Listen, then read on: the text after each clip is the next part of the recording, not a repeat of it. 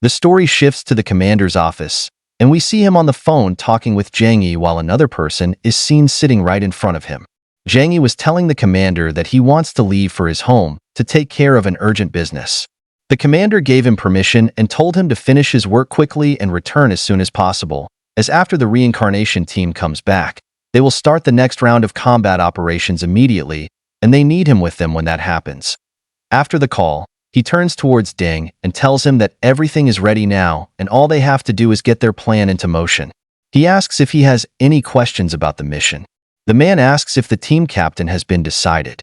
Hearing that, the commander tells him that they are still deciding on that and informs him that Jang Yi is an excellent candidate for this position, but he is unwilling to assume the responsibility of captain. He explains that Jang Yi is a powerful mutant and will contribute a lot in this operation, but that is not the main reason he wants him to participate in this mission.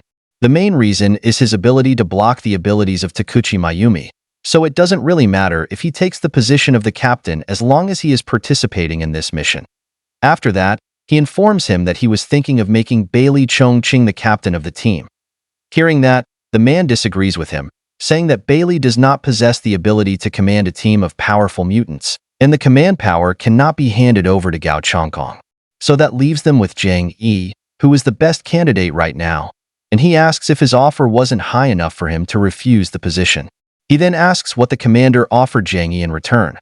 The commander informs him that he offered him to become the official captain of the investigation team, told him he would be able to enjoy Blizzard City's A-level material supply treatment, and basically extended the exchange rights to the weapons warehouse to him. He says that this is a very high salary for him.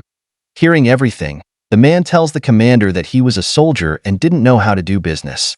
He explains that in business, everyone gets what they need.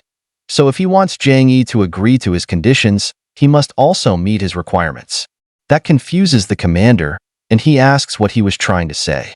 The man laughs, saying that if this matter is difficult for him, he can leave it to him, and he will convince Jang Yi to take the position of the commander. Hearing that, the commander starts to wonder when this man became so generous that he wants to help him and wonders what he could be planning. As he is in his thoughts, he hears the man saying that if he succeeds in convincing Jang Yi, the commander has to promise him one thing. The commander thinks that he knew this person would never do something without an alternative motive and asks what he wants. The man tells the commander that next time Jang Yi takes the lead in this mission against the Eclipse Group, he wants to publicize his reputation.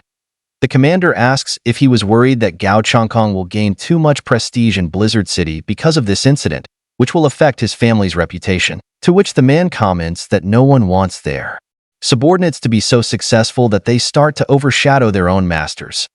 Hearing that, the commander agrees to his conditions. After the meeting is over, the man gets up and tells the commander that he will be in charge of convincing Jang Yi to take the captaincy of the team. As he is about to leave, the commander asks how his family was doing after the death of Deng at the hands of the Eclipse Group. He hears him saying that the incident hit everyone hard, so he is planning on avenging Deng's death. The scene shifts to Jang Yi, who had arrived back in Tianhai City. Seeing him there, Su Chengli starts to rush towards him, asking why he took so long to come back as he was so worried about him. Seeing him break down in tears, Jang Yi gets startled and tells him he was all right. He asks how things were in Tianhai City while he was gone, to which Su Chengli tells him everything was all right, but that mushroom cloud that appeared a couple of days earlier scared all of them. Jang Yi assures him there is nothing to worry about as everything was under control and asks where everyone was. Su Chengli informs him that Uncle Yu has been practicing boxing in the third basement recently. He said that this might allow him to achieve a breakthrough in his abilities, while Zhou Qier and the others were in the infirmary. He says he doesn't know what they are up to. Hearing that, Jang Yi starts to leave for the infirmary, saying he'll go and see them. As he arrives outside the room, he hears water splashing inside and wonders what is going on. He thinks if they were practicing swimming in there to make that much noise. A big smile forms on his face when he imagines Zhou Qier in her swimsuit, and he starts to wonder if he should join in. With a cheerful expression, he opens the door to the room, but what he sees in front of him shocks him to his core. He sees Xin tied to a bed, struggling and looking visibly weak from being tortured. We see Jang Yi looking at Zhou Qier and Xin in confusion, wondering what both of them are up to. He hears Zhou Qier saying that this is their 37th experiment attempt and wonders if this time they will succeed. Noticing Zhang Yi, Xin sits up as a bright yellow light emanates from her eyes and body. She greets Zhang Yi with a creepy smile. All of a sudden, an angel-like being appears, hovering over her, which startles both Zhang Yi and Zhou Qier, while Xin is completely oblivious to it. As she realizes that they succeeded in the experiment, she tells Zhang Yi that he arrived at the right time, as she has now also become a mutant. As soon as she says those words, her body gives out, and she falls back onto the bed, fainting from the stress of her power.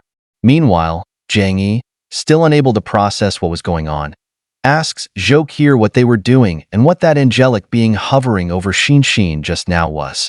Zhou Qier, who was untying Xin, starts to explain everything to Zhang Yi. She informs him that Xin came to her after learning of a method that had the possibility of awakening powers inside a normal human, by constantly bringing them to the brink of death and healing them. She explains that she was against this idea as it was too dangerous, but Xin kept obsessing over it, so she had no other choice but to help her with this experiment, fearing that she would try doing it on her own. Hearing this, Zhang Yi tells her she did the right thing and praises her for working hard and helping Xin awaken her powers. Zhou Qier, however, tells him that wasn't true. It was Xin who had been enduring all these experiments, knowing full well that this could endanger her life, while all she did was heal her afterwards so she wouldn't die. Hearing everything, Zhang Yi approaches Xin and calls her crazy for doing something so reckless. He thinks about how she did all of this for him and endured all that pain because she thought she was being a burden on everyone.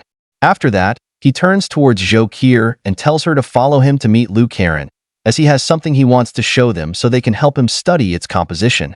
Zhou Qier wonders what it could be and tells him to lead the way. After some time, both of them arrive at Liu Karen's workshop. Zhang Yi sees her working on something, and as she notices Zhang Yi, she greets him and inquires about his trip to Blizzard City, asking if he was injured during the mission. Zhang Yi tells her he is perfectly fine and thanks her for asking, assuring her that he didn't sustain any major injuries during the battle.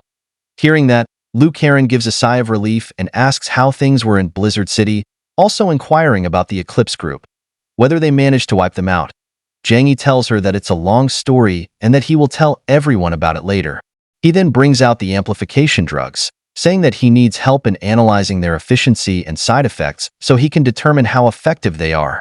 He tells them he hopes to reproduce these drugs and asks them to do their best. However, he reassures them not to worry. Even if they aren't able to reproduce them, the important thing is that they try. He hands them the drugs, and Zhou Qier observes the bottles, asking what kind of medicine this was. Zhang Yi explains that he spent a huge amount of points to redeem these from Blizzard City. He tells them that these are said to be genetic drugs that can amplify the intensity of a mutant's powers and even increase the probability of awakening supernatural powers in non-mutated humans. Hearing this, both girls are amazed, thinking that the Jiangnan region managed to produce something so powerful. They say that if they are able to reproduce these medicines in their own labs, they can greatly increase their strength. Zhou Qier gets excited and tells Zhang Yi that she will head to the infirmary to study the composition of these drugs to see if she can find a way to remake them. However, Zhang Yi tells her there's no rush and asks both of them to join him for a meal first. He says that after Xin wakes up, he will fill them in on all the details of the mission and what happened in the fight against the Eclipse group.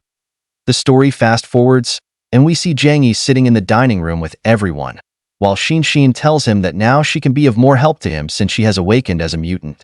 Zhang Yi, however, reassures her that she has always been helpful to him in all his battles.